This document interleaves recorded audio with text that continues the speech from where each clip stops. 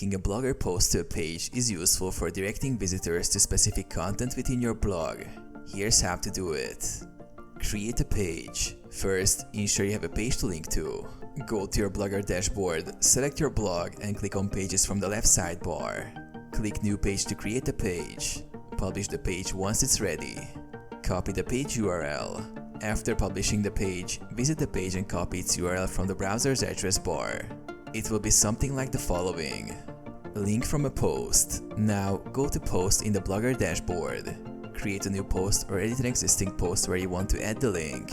Highlight the text you want to turn into a link. Click the Insert Link icon in the Post Editor toolbar. In the URL field, paste the page URL you copied earlier. Optionally, select the checkbox to open the link in a new window. Click OK.